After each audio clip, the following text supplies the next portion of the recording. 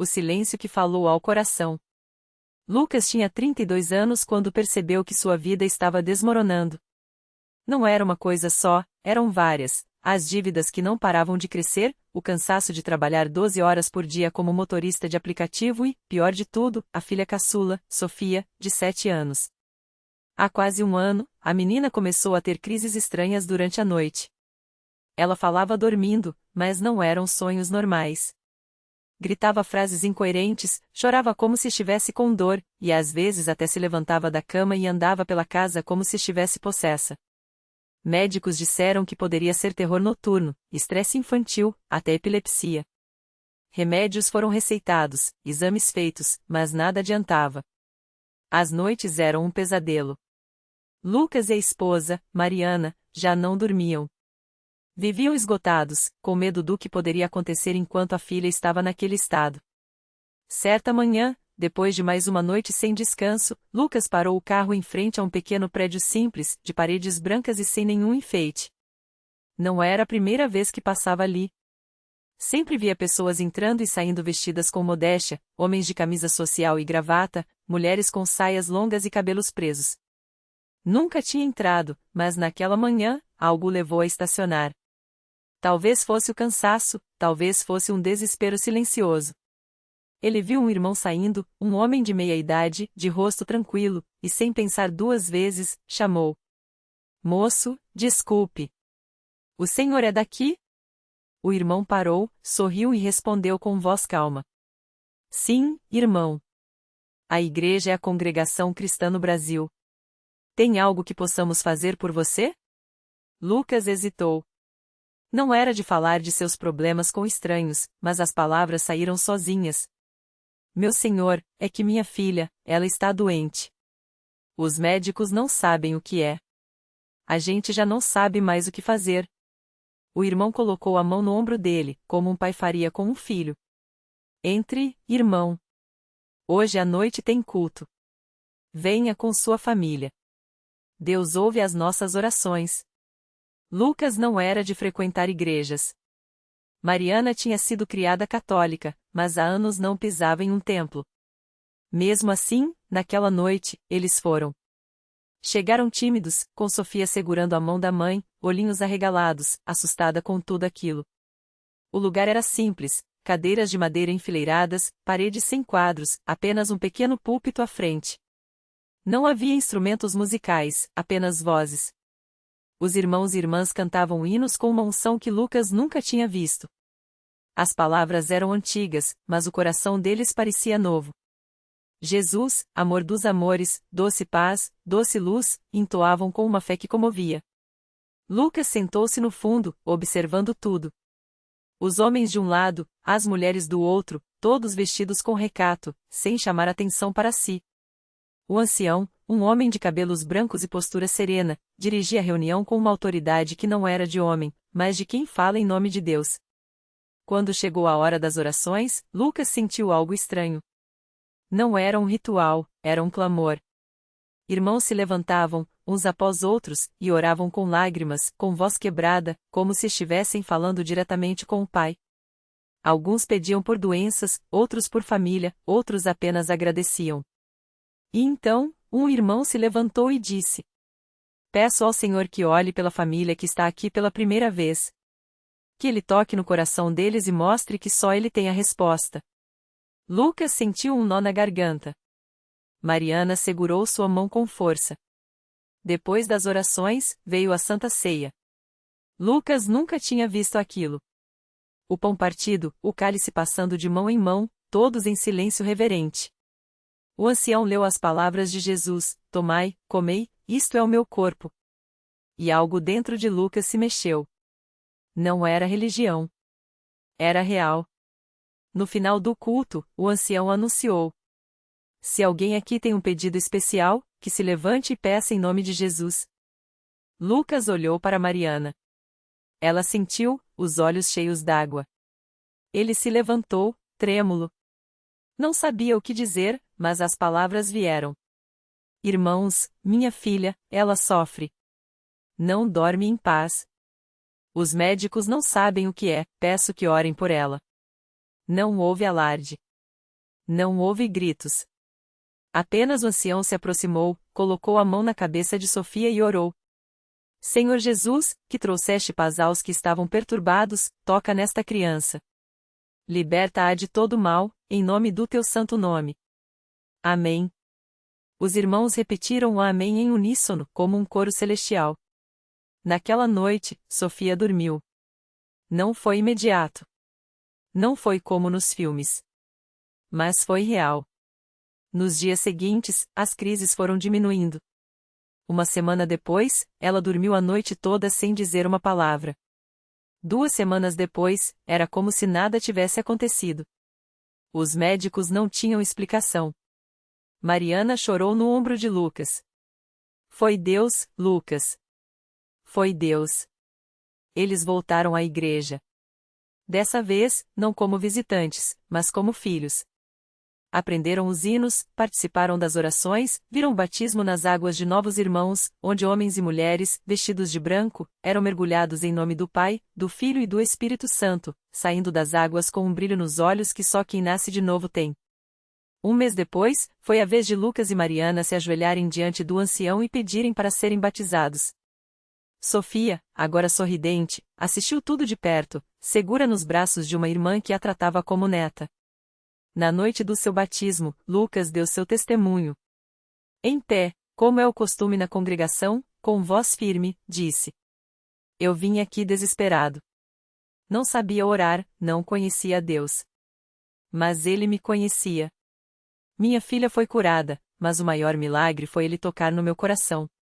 Hoje, eu sei que não estou sozinho. E então, como se fosse a confirmação de tudo, Sofia, que nunca tinha falado em público, puxou a saia da mãe e sussurrou: Mamãe, eu quero cantar também. E ela cantou. Não foi um hino longo, apenas os versos que tinha decorado. Jesus, meu bom pastor, por ti darei meu amor. Os irmãos choraram. Não pelo milagre da cura, mas pelo milagre da fé. Porque ali, naquela igreja simples, sem holofotes, sem shows, sem fama, Deus estava presente. E isso bastava. A lição que ficou. Lucas aprendeu que Deus não precisa de espetáculo para agir. Ele age onde há um coração quebrantado, onde há humildade para reconhecer que sozinho não podemos nada. A congregação cristã no Brasil não tem luxo, não tem promessas de riqueza ou sucesso. Tem a palavra, tem a oração, tem irmãos que se amam como família. E tem, acima de tudo, um Deus que ouve. Hoje, quando alguém pergunta como Sofia sarou, Lucas responde: Não foi remédio. Não foi médico. Foi Deus. E Ele ainda faz milagres para quem crê. Naquela mesma semana, enquanto a notícia da cura de Sofia se espalhava pela pequena cidade, outra família chegava à igreja com o coração apertado.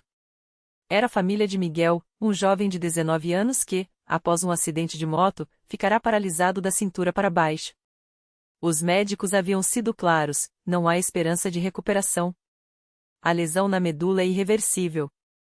Mas a mãe de Miguel, Dona Maria, não aceitou aquelas palavras como finais. Ela lembrava das histórias que ouvia desde criança sobre como Deus operava na vida daqueles que confiam nele. E agora, vendo o filho imóvel na cadeira de rodas, com os olhos cheios de lágrimas mas também de uma fé que não se apagava, ela soube que precisava levar Miguel até aquele mesmo lugar onde Sofia havia sido curada. No domingo seguinte, a igreja estava mais cheia do que o normal. Muitos vieram apenas para ver aquele lugar onde Deus faz milagres, como diziam. Mas os irmãos da CCB não davam importância para a curiosidade dos de fora. Eles estavam ali pelo mesmo motivo de sempre: para adorar a Deus em espírito e em verdade. Quando o culto começou, o pastor, com sua voz serena, leu as palavras de Marcos 2:11. A ti te digo, levanta-te, toma a tua cama e vai para a tua casa. Não foi por acaso que escolheu aquele versículo. Ele sabia que ali, entre os bancos de madeira, havia corações que precisavam ouvir que Deus ainda fala, ainda cura, ainda transforma. Miguel foi levado até a frente pelos irmãos, com a ajuda de seu pai. Sua mãe, de joelhos ao lado da cadeira de rodas, chorava em silêncio, enquanto as mãos dos irmãos se uniam em oração. Não havia gritos, não havia dramatização. Apenas vozes suaves pedindo misericórdia, pedindo que a vontade de Deus se cumprisse. E então, algo aconteceu. Primeiro, foi um formigamento nas pernas de Miguel, algo que ele não sentia havia meses. Assustado, ele olhou para baixo, como se quisesse confirmar se não era imaginação. Os irmãos ao redor notaram seu movimento e apertaram ainda mais as mãos em oração. O pastor, sem alarde, apenas disse: "Confia, irmão. Deus está aqui." De repente, Miguel sentiu uma força nas pernas, como se uma corrente elétrica percorresse seu corpo. Com lágrimas escorrendo, ele tentou se mover. Primeiro, um tremor. Depois, um leve erguer do pé. E então, ele segurou nos braços da cadeira e, com um esforço que parecia sobrenatural, se levantou. A igreja inteira prorrompeu em lágrimas. Alguns caíram de joelhos.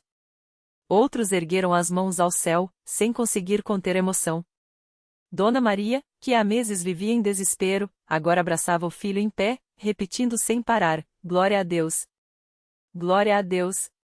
Miguel, ainda trêmulo, deu os primeiros passos com a ajuda do pai. Não eram passos firmes, mas eram passos. E para aquele jovem que já havia aceitado a ideia de nunca mais andar, aquilo era mais do que um milagre, era uma nova vida. Depois do culto, enquanto os irmãos se abraçavam e agradeciam a Deus, um homem que havia vindo apenas por curiosidade se aproximou do pastor. Era um médico da cidade, cético, que havia ouvido falar dos casos de cura e resolvera ver com seus próprios olhos. "Eu não acredito em milagres", disse ele, com um tom que tentava esconder a emoção. "Mas o que vi aqui hoje não tem explicação médica." O pastor sorriu, com a mesma calma de sempre. "A explicação não está na medicina, doutor. Está na fé. Deus não precisa da nossa lógica para agir. Ele só precisa de um coração que creia." O médico não respondeu. Mas naquela noite, pela primeira vez em anos, ele abriu uma Bíblia que ganhará de presente e não tinha coragem de ler. E enquanto as páginas viravam, algo dentro dele também começou a se mover. Porque assim é a congregação cristã no Brasil. Não é um lugar de espetáculos, mas de encontros. Não é um palanque para homens, mas um altar para Deus. E quando o povo se reúne com sinceridade, quando as orações sobem como incenso, o céu responde. E os milagres? Eles não param. Porque Deus não mudou. E enquanto houver alguém disposto a crer, ele continuará a fazer o impossível. Naquela mesma semana, o médico voltou à igreja. Não por curiosidade, nem por obrigação, mas porque algo dentro dele já não deixava mais que ficasse longe. Ele entrou tímido, como quem não sabe bem onde se sentar, mas foi recebido com um sorriso tão sincero que parece que já o conheciam há anos. Uma irmã de fé, Dona Maria, uma senhora de mãos calejadas e voz doce, se aproximou e disse apenas: "Filho, você chegou na hora certa. Hoje é dia de oração pelos enfermos." Ele queria dizer que não era enfermo, que estava ali só para observar, mas as palavras não saíram. Porque, na verdade, ele estava doente, sim, doente de dúvidas, de cansaço, de uma solidão que nenhum diploma tinha curado.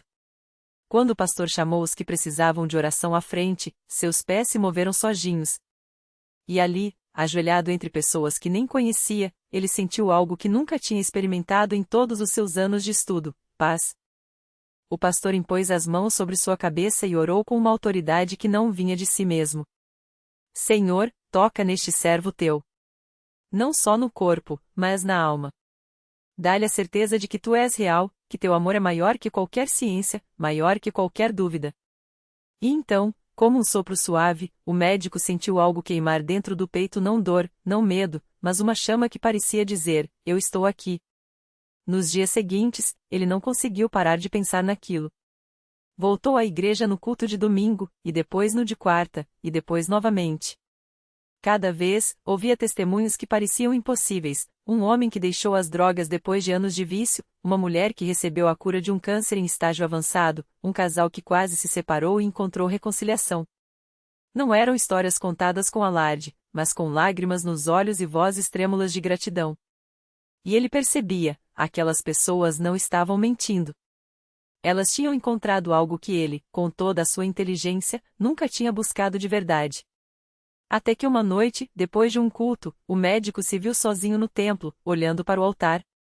Não tinha planejado aquilo, mas as palavras saíram sem que pudesse segurar. Deus, se tu existes, se tudo isso é real, eu quero te conhecer. Não houve trovões, não houve vozes do céu. Só um silêncio tão profundo que parecia um abraço. E naquele momento, ele soube, não estava mais sozinho.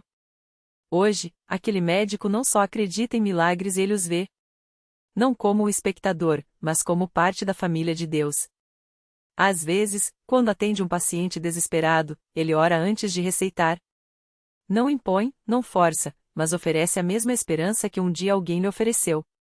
E quando perguntam como um homem de ciência pode crer tão firme, ele sorri e responde: porque eu vi. Não com os olhos, mas com o coração. E uma vez que Deus toca a gente, nada mais é igual. E assim segue a congregação cristã no Brasil, não com barulho, não com propaganda, mas com vidas transformadas. Porque o maior milagre não é só a cura do corpo, mas a mudança de uma alma. E enquanto houver alguém disposto a se ajoelhar, Deus continuará a fazer o que só Ele pode fazer: mudar destinos, secar lágrimas e escrever histórias que o mundo não consegue explicar. Na pequena cidade de Itapetininga, interior de São Paulo, a irmã Maria das Dores carregava um fardo que nem as palavras conseguiam descrever. Há 5 anos, seu filho Caio, então com 16 anos, havia se envolvido com más companhias e, numa noite de desespero, fugira de casa após uma briga feia. Desde então, nenhuma notícia. Nenhum bilhete. Nenhum sinal de vida.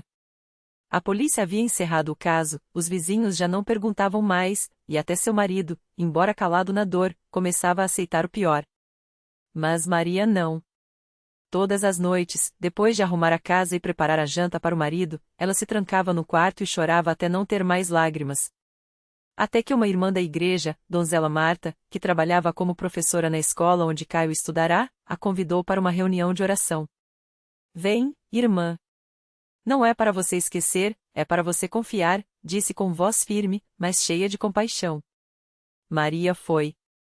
Na primeira reunião, não conseguiu nem cantar. Só chorou, envergonhada, enquanto as irmãs oravam ao seu lado. Mas algo naqueles hinos, naqueles rostos sinceros, na mão que o Mancã colocou em seu ombro enquanto dizia Deus não esquece dos seus, fez com que ela voltasse. E voltou mais uma vez. E mais outra. Até que, numa quinta-feira de oração, enquanto o irmão que presidia lia o Salmo 34, o anjo do Senhor acampa-se ao redor dos que o temem, e os livra, Maria sentiu algo quebrar dentro dela.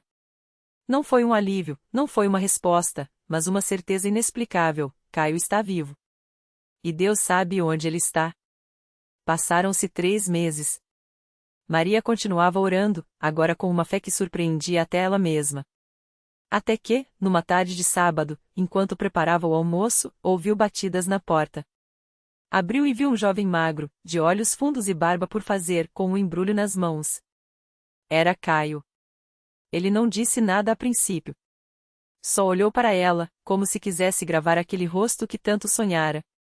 Depois, com voz rouca, balbuciou: Mãe, eu tava em Curitiba. Trabalhando num depósito, dormindo na rua, mas toda noite, antes de dormir, eu ouvia uma voz dizendo: Volte. Sua mãe está te esperando. Achei que era loucura, mas não aguentava mais. Maria o abraçou como se ele ainda fosse um menino, molhando seu ombro de lágrimas. Dentro do embrulho, havia um pedaço de pão e um bilhete rasgado: Obrigado pela comida, irmão. Que Deus abençoe você, escrito por alguém que o ajudara no caminho.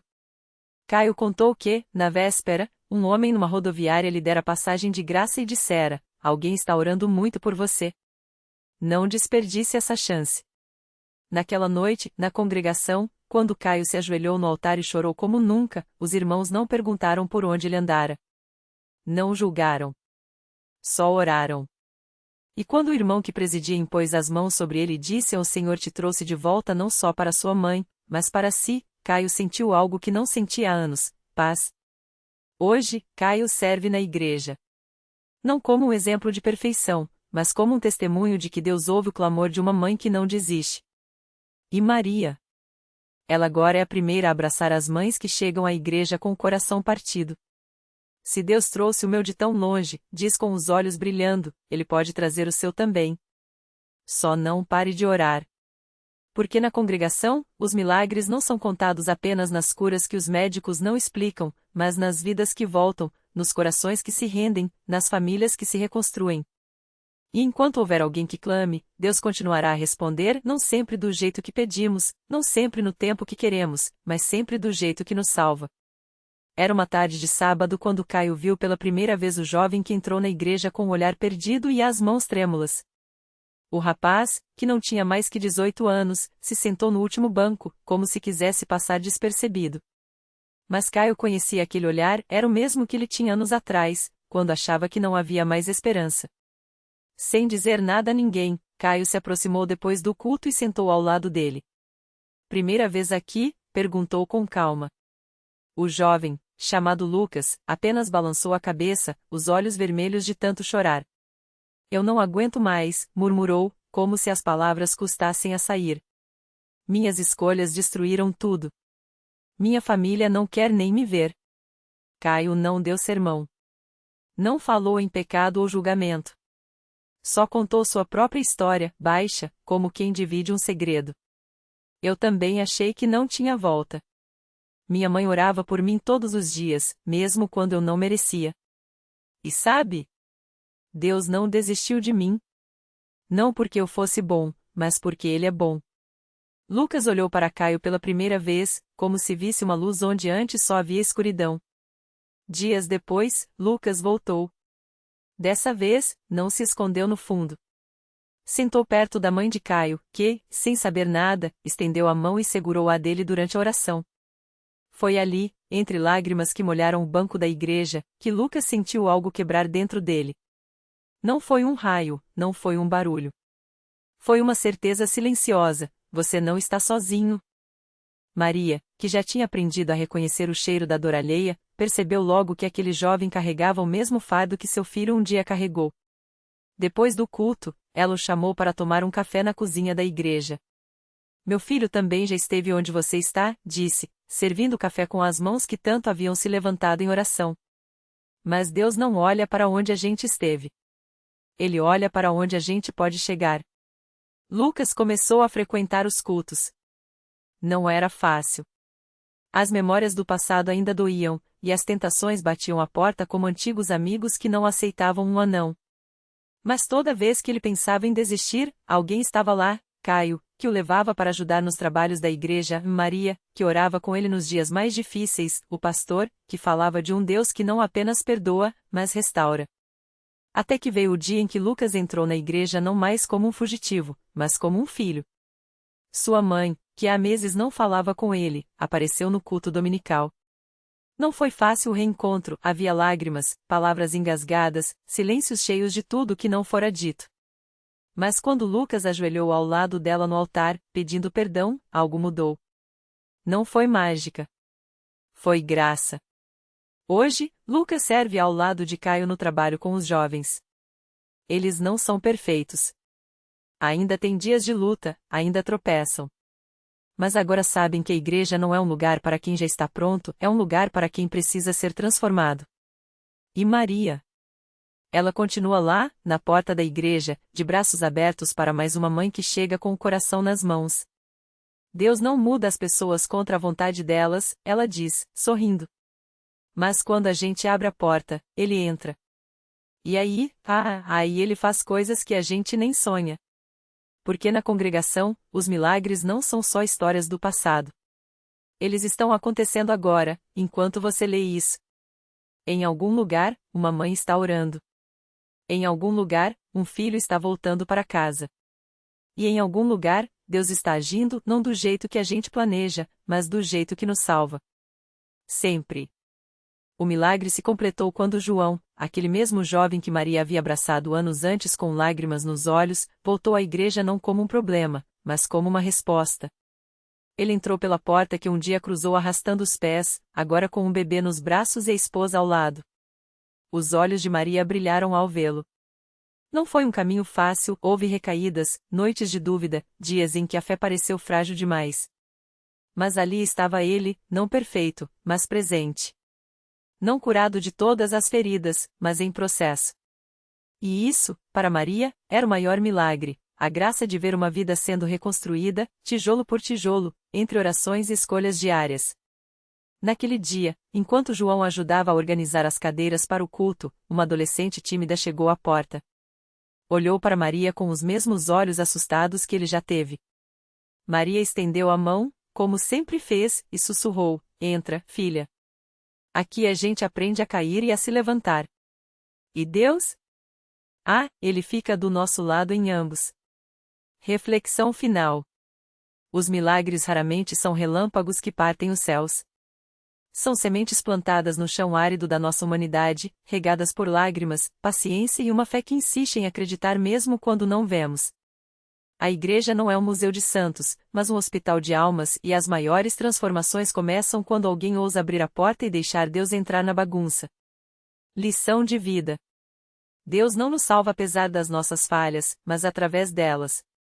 O milagre não é a ausência de lutas, mas a coragem de enfrentá-las com as mãos dadas umas às outras, e aquele que nos prometeu: "Eu farei todas as coisas novas."